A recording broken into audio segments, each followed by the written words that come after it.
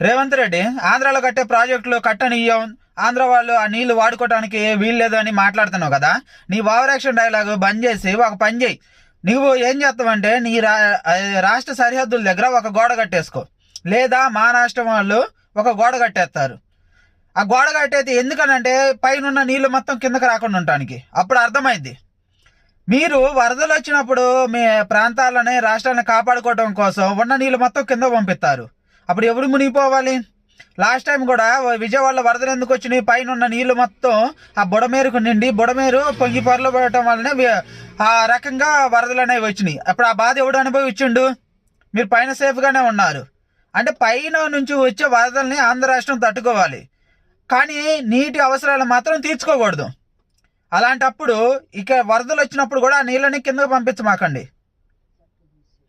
మా నీళ్ళే మేమే, ఆ వరదల్లో మేమే మునుగుతామని చెప్పి అంతే ఉండండి. అప్పుడు తెలుసుద్ది బాధ.